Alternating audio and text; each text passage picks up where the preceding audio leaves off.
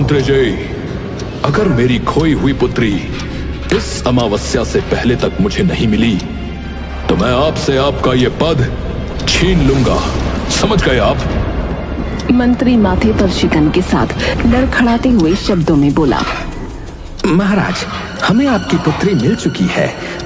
आप चिंता ना कीजिए महाराज, बस कुछ पूछताछ जारी है। मंत्री राजा को दिलासा देते हुए वहां से एक लंबी सांस भरते हुए महल से बाहर निकल गए। वो अपने सिंहासन का मोह नहीं त्यागना चाहता था। जंगल के बाहर एक पेड़ के नीचे बैठकर मंत्री कुछ योजना बना रहा था। लगता है ये राजा पगला गया है। इतने वर्षों तक इसे अपनी कोई पुत्री याद नहीं थी और अब अचानक से इसको पुत्री की याद आ रही है। ऐसा करता हूं कि राजा को तो यह ज्ञात नहीं है कि कौन इसका असली रक्त है, तो किसी भी गांव की लड़की को पकड़कर इसकी पुत्री बना दूंगा। कम से कम मेरा मंत्री पद तो बचा रहेगा। हाँ। तभी एक जख्मी लड़की जंगल के अंदर से भागते हुए बाहर आई। अरे अरे, कौन हो तुम और तुम्हें इतनी चोट कैसे लगी? वो लड़की कुछ न बोल सकी और वहीं पर बेहोश हो गई। मंत्री उसे वैद्य के पास लेकर गया। उसका इलाज हुआ और कुछ समय बाद उसे होश भी आ गया। मेरे पिताजी, वो मेरे पिता हैं, मुझे उनसे मिलना है। पिता? कौन है तुम्हारे पिता? मैंने भविष्यवाणी सुनी है। उन्होंने कहा कि इस अमावस्या वाले दिन मेरे पिता की जान जाने वाली है। मुझे उन्हें बचाना ही होगा। मैं उस अमृत के बारे में जानती हूँ। ये सब सुनकर मंत्री का दिमाग घूम गया। किसकी पुत्री हो तुम? राजा वीरेंद्र सिंह, मुझे उनसे मिलना है। आंखों पर दबाव के साथ मंत्री लड़की को घूरने लगा। उसका नाम पता कुछ ना जानते हुए मंत्री उस पर फौरन यकीन करते हुए उसे राजा के पास ले गया। मेरी बच्ची, तुम बिल्कुल अपनी माँ की जैसे दिखती हो। आज पहली बार मिली हो मुझे, और ये क्या, इतनी बड़ी हो गई हो? आपको कैसे पता कि मैं आपकी बेटी हूँ? एक ही नजर में आपने मुझे कैसे पहचाना? मैं अपने ही रक्त को कैसे नहीं पहचानूंगा? वो काली रात में कैसे भूल सकता हूँ पुत्री, जब दुश्मन तुम्हें पैदा होते ही उठा कर ले गए थे। और अब जब तुम मुझे मिल ही गई हो तो मुझसे दूर मत जाना बेटी। मुझसे मिलने में इतनी देर क्यों लगा दी तुमने? मुझे लगा था आप मुझे नहीं पहचानेंगे, लेकिन पिताजी, मैं आपको कुछ बताना चाहती हूँ। मैंने जब से वो भविष्यवाणी सुनी है, मैं तब से ही आपसे मिलना चाहती हूँ। अमावस्या तक आपको जादुई तालाब के पास ले जाना होगा पिताजी। जादुई तालाब और भविष्यवाणी? तुम्हें इस बारे में किसने बताया? मुझे एक सपना आया था। एक आवाज ने कहा, पुराने श्राप के कारण राजा वीरेंद्र सिंह की मौत अमावस्या वाले दिन होने वाली है। मेरा दिल बहुत घबराया, इसलिए मैं आपके पास चली आई। पर मैं जानती हूँ कि जादुई तालाब के अमृत को पीने से आपकी जान बच सकती है, और सिर्फ वही है जो आपकी जान बचा सकता है। उस जादुई तालाब तक जाने का मार्ग, वो अमृत हासिल कैसे होगा? वो तालाब किस दिशा में है? पिताजी, एक जंगली लुटेरा है, कंतारा। आज तक किसी के हाथ नहीं आया, पर अगर वो हमारे हाथ लग जाए तो वो हमारे बहुत काम आ सकता है। उसके पास एक ऐसा नक्शा है जो दुनिया के हर कोने तक ले जाता है। जहाँ भी हम जाना चाहते हैं, उस नक्शे में अपने आप ही रास्ता बनता जाता है। हमें उसे ढूंढना होगा। हमारा आदेश है कि लुटेरे कांतारा को ढूंढा जाए, और जब तक वो मिल नहीं जाता तब तक किसी को विश्राम की आज्ञा नहीं है। पूरे राज्य में उथल पुथल हो गई। राजा का अपनी बेटी को बिना किसी सवाल जवाब के ही अपना लेना जनता के लिए संदेहजनक था, लेकिन राजा के आगे कोई क्या ही बोल सकता था। सारे सैनिक कंतारा लुटेरे को ढूंढने निकल पड़े। कंतारा बहुत ही चालाक लुटेरा था, वो सब जानता था। वो राजा की नई बेटी सितारा को भी अच्छे से जानता था। ऐसा लग रहा था कि मानो वो सैनिकों के चंगुल में खुद ही फंस गया हो, क्योंकि उसे पकड़ना इतना आसान नहीं था। अंततः तुम मुझे मिल ही गए कांतारा। बहुत चर्चा सुनी थी तुम्हारे विषय में। बताओ, क्या खाओगे या कुछ पियोगे? महाराज, मेरे हाथ की हथकड़ियां खोल दी जाएं। मैं आराम से बैठकर आपसे वार्तालाप कर लूंगा। राजा सैनिकों को इशारा करता है, जिसके साथ कंतारा की हथेलियों को आजाद किया गया। क्या चाहते हैं आप मुझसे और क्यों पकड़ा है आपने मुझे? मैं तुम्हारे प्रश्नों का उत्तर दूंगा, परंतु क्या तुम उससे पहले मेरे प्रश्नों का उत्तर दोगे? क्यों फंसे हो तुम मेरे चंगुल में?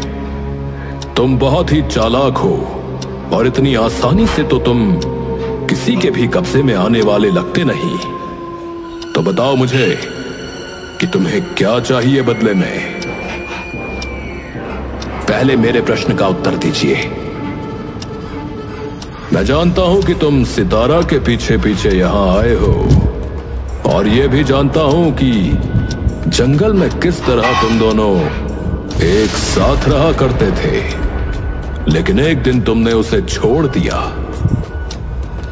क्रोध, बहुत क्रोध भरा है उसके अंदर तुम्हारे खिलाफ, इतनी आसानी से नहीं जाने वाला।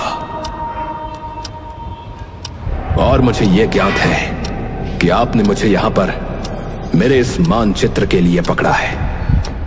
इसका मार्ग ही आपको जादुई तालाब तक ले जाएगा, क्योंकि मृत्यु से भय तो सबको ही लगता है।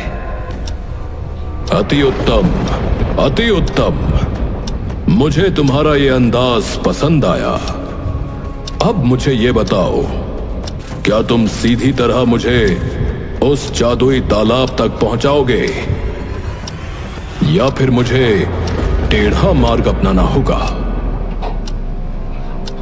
आपको ऐसा क्यों नहीं लगता कि मैं उस जादुई तालाब तक अकेला पहुंचने के बाद अमृत स्वयं ही पीकर अमर हो जाऊं? क्योंकि यदि तुमने ऐसा कुछ किया तो उसके बाद मैं तुम्हारी प्रेमिका सितारा की जान ले लूंगा। बिल्कुल सही सुना तुमने। और ये सुनते ही तुम्हारे माथे पर पसीना देखकर मुझे अच्छा लगा। यह भय का संकेत है। इसका अर्थ है कि तुम्हारी कमजोरी मेरी पुत्री सितारा है। अब जब तक तुम मुझे जादुई तालाब तक नहीं ले जाओगे, तब तक उसके प्राण मेरे कब्जे में रहेंगे। और हंसते हुए राजा वहां से चला गया। कितना नीच आदमी है। भला अपनी पुत्री की जान लेने की बातें कोई करता है क्या? इतनी में ही सितारा वहां दाखिल हुई। एक बाप और बेटी का रिश्ता तुम क्या जानोगे? तुम तो अनाथ हो ना। अच्छा, तो तुम अचानक से अब राजा की पुत्री बन गई। इतने वर्षों तक क्यों नहीं बताया आपने मुझे राजकुमारी जी? मानना पड़ेगा, बहुत चालाक हो तुम। जंगलों से सीधा राजमहल में आ पहुंची और आते ही मुझे भी फंसा दिया। बदला लेने का अच्छा मौका ढूंढा है तुमने। तुम्हें लगता है कि मैंने झूठ कहा, पर मेरा यकीन करो, वीरेंद्र सिंह सच में मेरे पिता हैं। मैं तुम्हें भली भांति जानता हूं।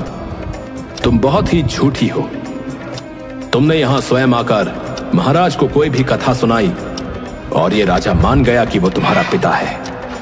और अगर तुम सच कह रही हो तो आज से पहले क्यों नहीं आई तुम यहां पर अपने पिता के पास?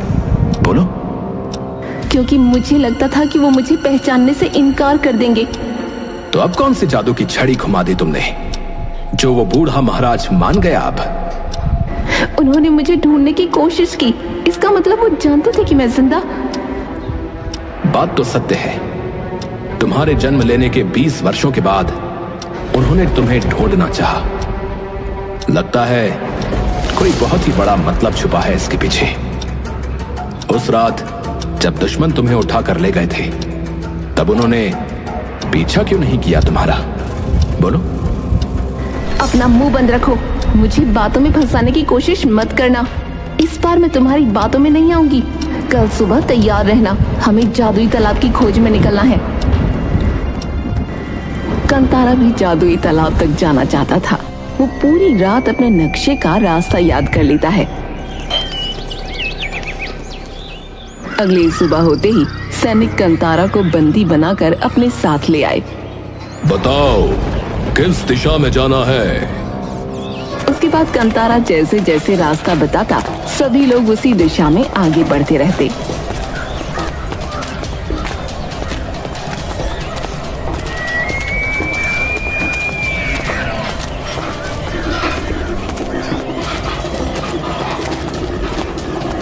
अब सब यहीं रुक जाओ। यहां पर आगे एक बहुत ही बड़ी खाड़ी है। हम में से किसी को नीचे जाकर चांदी की दोनों प्यालियां लेकर आनी होंगी। कौन सी चांदी की प्यालियां? सितारा, तुमने अपने पिताश्री को कुछ बताया क्यों नहीं? 2 चांदी की प्यालियां हैं, उन्हें ढूंढना होगा। जब हम जादुई तालाब के पास पहुंचेंगे तब उनमें से एक प्याली के अंदर अमृत और दूसरी के अंदर सिर्फ सादा पानी होगा। अमृत जो भी पिएगा उसे सादा पानी पीने वाली की उम्र लग जाएगी। परंतु इस खाई में तो मैं नहीं कूदने वाला। हम दूसरे रास्ते से जाएंगे। परंतु हमारे पास इतना समय नहीं है। कल रात अमावस्या की रात है। भविष्यवाणी के अनुसार कल ही मुझे दिल का दौरा पड़ेगा। राजा फौरन अपनी बेटी के गले पर चाकू रख देता है।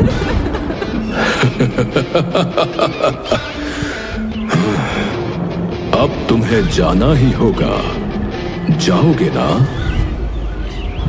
अब देखो उसे कुछ मत करना।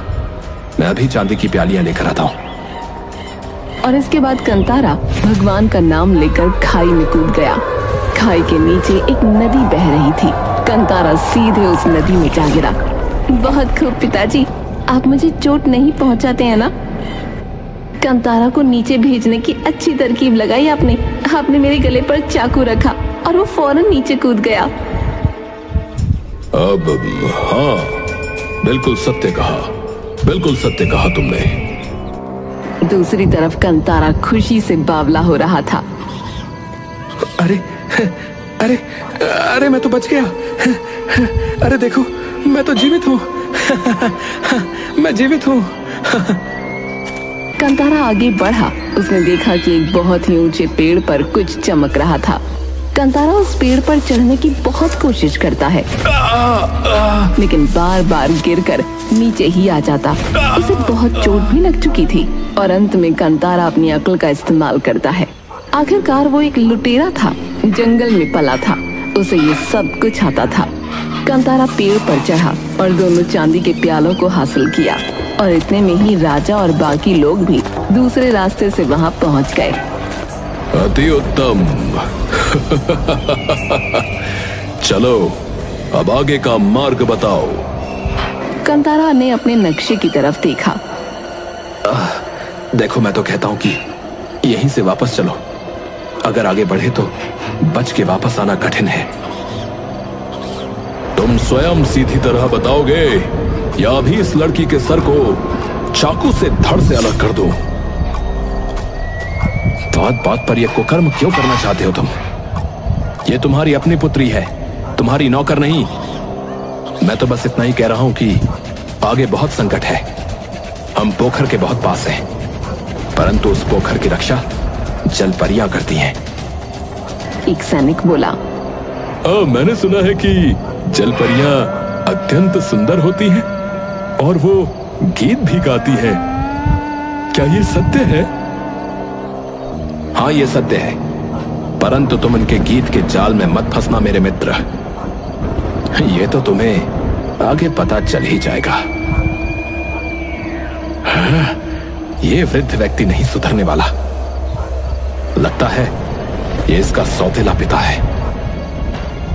तुम तालाब के पास जाते हो या नहीं?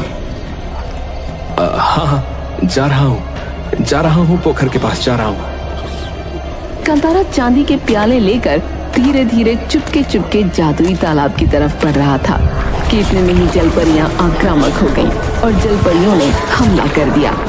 इस हमले में राजा का वो जहरीला चाकू सितारा के हाथ पर लग गया। कंतारा को पता था कि चाकू में जहर है और अब वो जहर धीरे धीरे सितारा के शरीर में फैल जाएगा। अब धीरे धीरे राजा के सीने में भी दर्द उठने लगा था, क्योंकि आज ही अमावस्या की रात थी। भविष्यवाणी के अनुसार आज ही राजा श्राप से मारा जाएगा।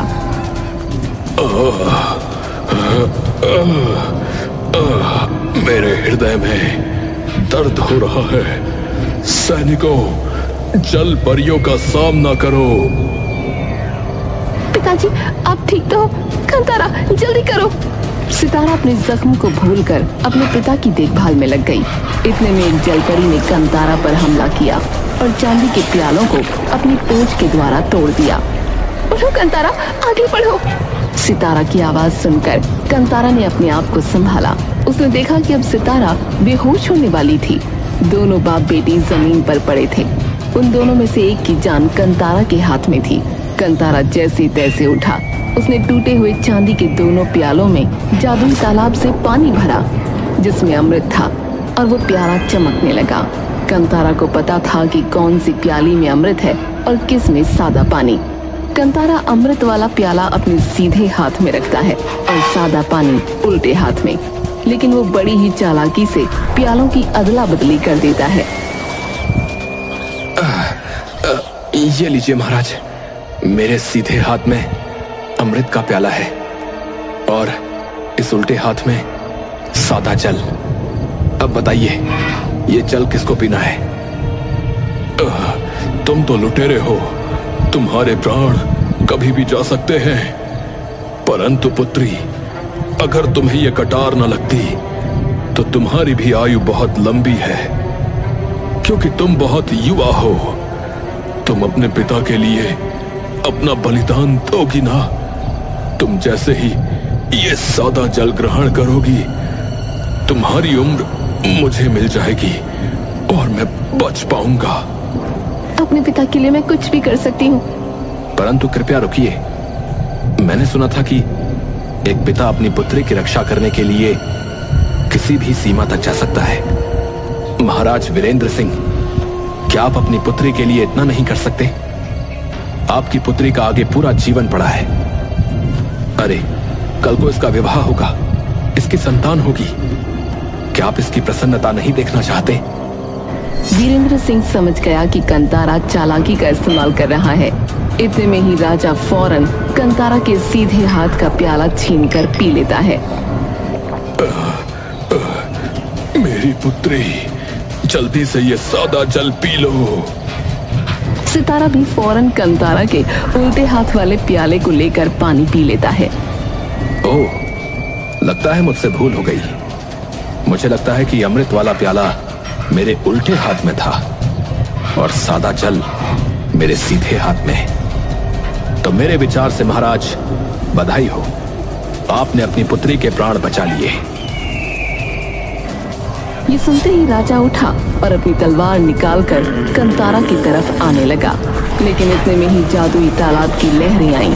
लहरों ने राजा को जकड़ लिया और राजा को अपने साथ बहा कर ले गईं।